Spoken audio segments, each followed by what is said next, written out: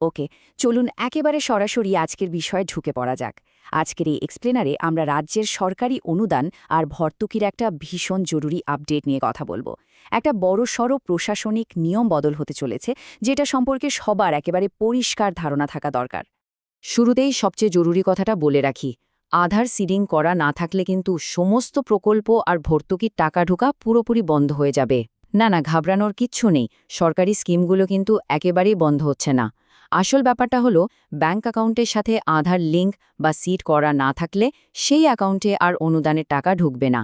মানে টাকাটা কন্টিনিউয়াসলি পেতে চাইলে এই কাজটা এখন মাস্ট। তো আজকের আলোচনায় আমরা মূলত 5টা বিষয় কভার করব। 1. আধার সিডিং কেন বাধ্যতামূলক। 2. হঠাৎ এই নতুন নিয়ম কেন আনা হলো। 3.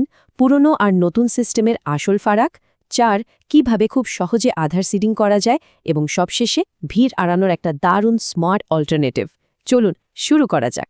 1 নম্বর পর্ব, আধার সিডিং বাধ্যতামূলক। ভাবুন তো, অন্নপূর্ণা যোজনা থেকে শুরু করে লক্ষ্মীর ভাণ্ডারের মতো রাজ্যের সুপারহিট আর্থিক প্রকল্পগুলো সবকটাই এখন এই কড়া নিয়মের আন্ডারে চলে এসেছে। এই জায়গাটাতে ডিরেক্ট বেনিফিট ট্রান্সফার বা ডিবিটি ব্যাপারটা একটু ক্লিয়ার করে নেওয়া যাক। আসলে এটা হলো এমন একটা সিস্টেম যেখানে সরকারি আর্থিক সহায়তা সরাসরি উপভোক্তার আধার সংযুক্ত একটা নির্দিষ্ট ব্যাঙ্ক অ্যাকাউন্টেই পাঠানো হয়, অন্য কোথাও না। আর ঠিক এই সিস্টেমটা চালু করার জন্যই এখন ব্যাঙ্ক আর পোস্ট অফিসগুলোতে এত লম্বা লাইন। সবাই চাইছেন ডিবিটি প্রক্রিয়ায় যেন কোনো বাধা না আসে। এবার চলুন দেখি পর্ব 2, ঠিক কী কারণে প্রশাসন এই নতুন নিয়মটা নিয়ে এলো। আসল ব্যাপারটা হলো, ডুপ্লিকেট পেমেন্ট বা ভুল করে দুবার টাকা চলে যাওয়ার ঝামেলাটা একেবারে গোড়া থেকে উপড়ে ফেলা। নতুন নিয়মে এটা একদম নিশ্চিত করা হচ্ছে যে একটা স্কিমে টাকা শুধু উপভোক্তার একটা নির্দিষ্ট অ্যাকাউন্টে গিয়ে পৌঁছাবে। তবে হ্যাঁ, যদি কারোর একাধিক ব্যাঙ্ক অ্যাকাউন্ট থাকে তাতে কোনো প্রবলেম নেই, যে কোনো একটা অ্যাকাউন্ট বেছে নেওয়ার পুরো স্বাধীনতা রয়েছে। শর্ত শুধু একটাই, সেই অ্যাকাউন্টটাকে আধারের সাথে সিড করাতে হবে। এবার আসা যাক 3 নম্বর পর্বে, পুরনো বনাম নতুন ব্যবস্থা। আগে লক্ষ্মীর ভাণ্ডারের মতো প্রকল্পগুলোর টাকা পাবলিক ফিনান্স ম্যানেজমেন্ট সিস্টেম বা পিএফএমএস এর মাধ্যমে দেওয়া হতো। এর সবচেয়ে বড় একটা লুপহোল ছিল, একই ব্যক্তির আলাদা আলাদা ব্যাঙ্ক অ্যাকাউন্টে প্রকল্পের টাকা পাঠিয়ে দেওয়া সম্ভব হতো। কিন্তু নতুন আধার বেস পেমেন্ট সিস্টেমের সেই সুযোগ আর নেই। এখন পুরো ব্যাপারটা একটা আধার সিডেড অ্যাকাউন্টেই রেস্ট্রিক্টেড থাকবে, একদম নিশ্ছিদ্র ব্যবস্থা। অনেকের মনে হতে পারে এই সিস্টেমটা কি একেবারেই নতুন? একদমই না। পিএম কিষাণ যোজনার কথা ভাবুন। এই রাজ্যে পিএম কিষাণ যোজনার ক্ষেত্রে আধার লিঙ্ক ছাড়া কোনোভাবেই অনুদানের টাকা পাওয়া যায় না।